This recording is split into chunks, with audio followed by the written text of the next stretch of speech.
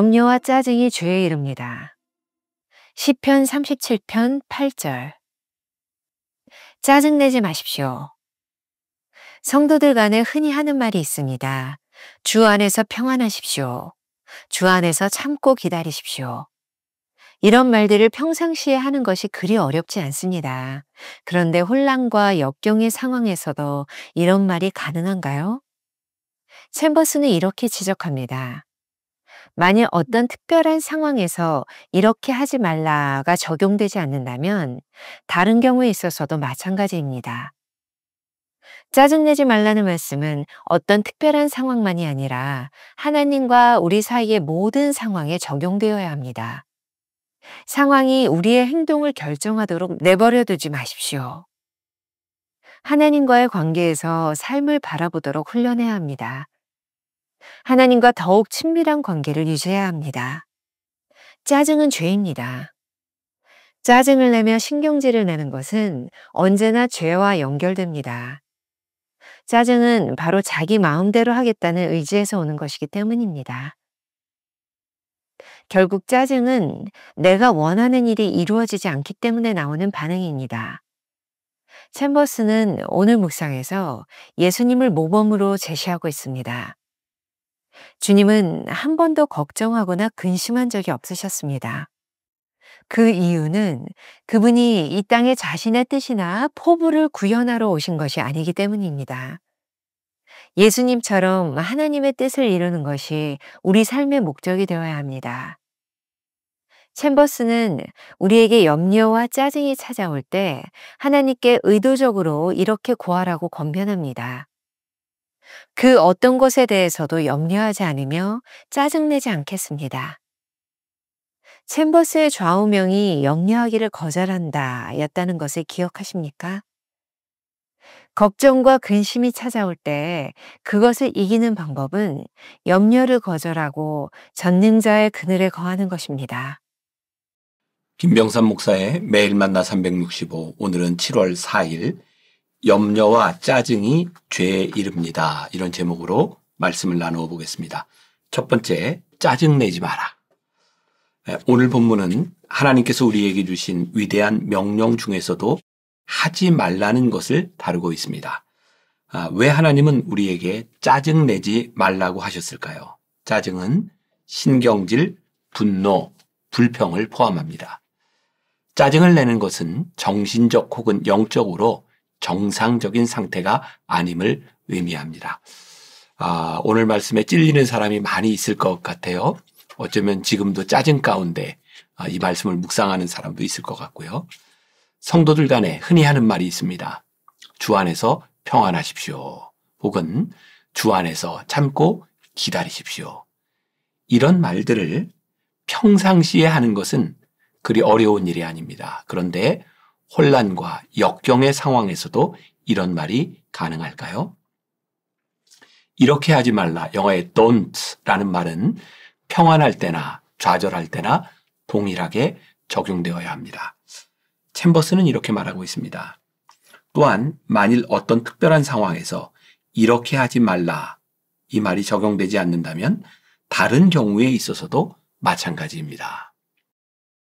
짜증내지 말라는 말씀은 어떤 특별한 상황만이 아니라 하나님과 우리 사이의 모든 상황에 적용되어야 합니다. 상황이 우리의 행동을 결정하도록 내버려 두지 마십시오. 하나님과의 관계에서 삶을 바라보도록 훈련해야 합니다. 하나님과 더욱 친밀한 관계를 유지해야 합니다. 오늘 우리가 기억해야 될 한 줄 노트. 참다운 그리스도인은 상황이 행동을 결정하도록 내버려 두지 않습니다.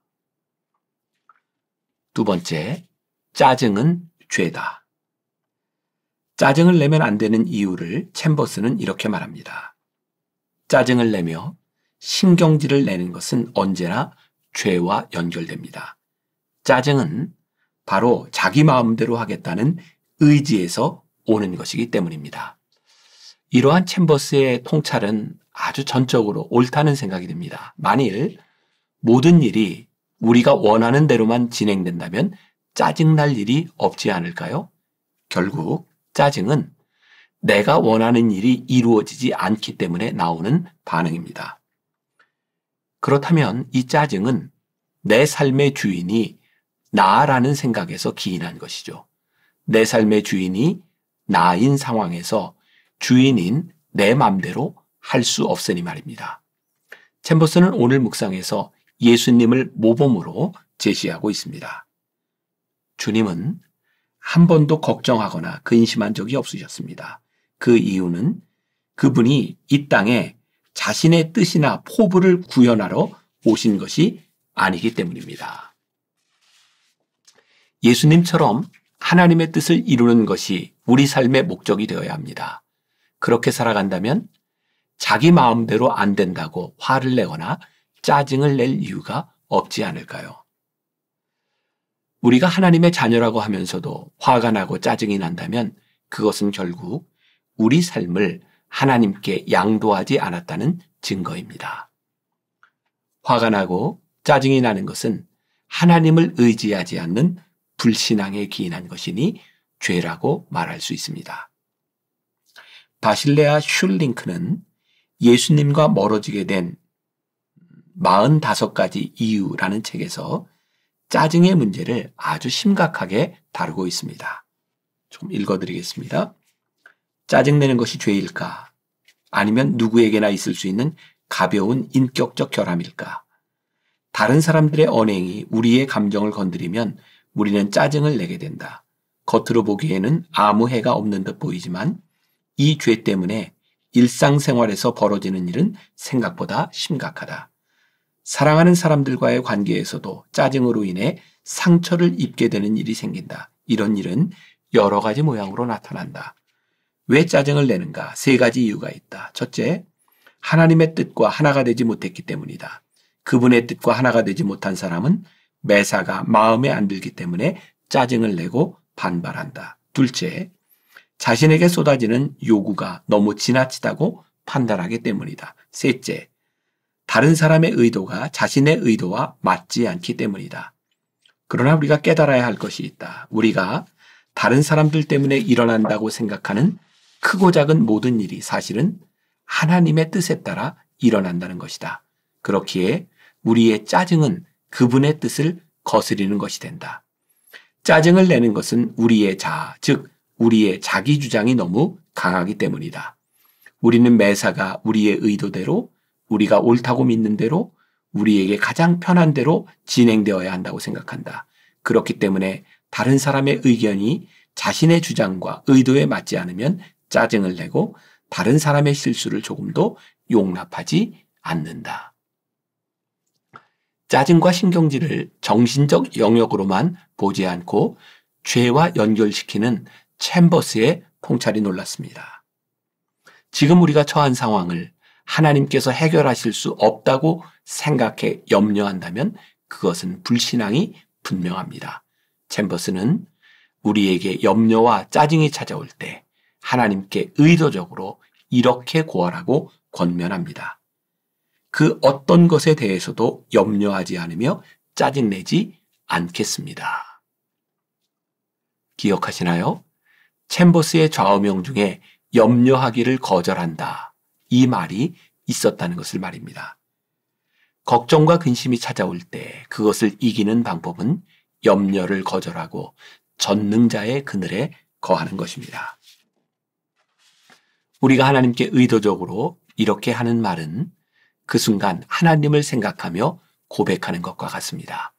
가만히 생각해 보면 우리 인생에서 염려가 찾아오고 신경질이 날 때는 우리의 의식 속에 하나님이 계시지 않을 때인 것 같습니다. 우리가 기억해야 될 한 줄 노트. 짜증이 날 때 아직 하나님께 삶을 온전히 양도하지 않았음을 기억해야 합니다. 짜증은 하나님이 우리 삶 속에 계시지 않다는 증거입니다. 오늘 하루 이런 질문을 품어봅시다.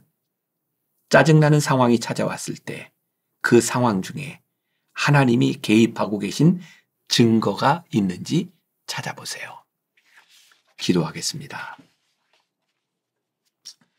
오늘 말씀은 우리에게 큰 도전이 됩니다. 염려와 짜증이 죄일 수 있구나. 하나님을 신뢰하지 못하고 내 마음대로 내 인생을 주장하려고 할 때 우리에게 짜증이 날 수 있는 것이구나. 하나님, 오늘 말씀을 드리며 우리의 마음 가운데 이런 다짐이 있었으면 좋겠습니다. 우리의 삶을 하나님께 드립니다. 우리의 삶을 하나님께 양도합니다. 나의 뜻이 아닌 하나님의 뜻대로 내 인생이 되어지기를 소원합니다. 하나님 앞에 우리를 내어드리며 그리고 담대하게 염려하지 않기로 결심합니다. 짜증내지 않기로 결심합니다. 그렇게 하루를 승리하며 살게 하여 주옵소서. 예수님의 이름으로 기도했습니다. 아멘. 참다운 그리스도인은 상황이 행동을 결정하도록 내버려 두지 않습니다. 짜증이 날 때 아직 하나님께 삶을 온전히 양도하지 않았음을 기억해야 합니다. 짜증은 하나님이 우리 삶 속에 계시지 않는다는 증거입니다. 짜증나는 상황이 찾아왔을 때 그 상황 중에 하나님이 개입하고 계신 증거가 있는지 찾아보십시오.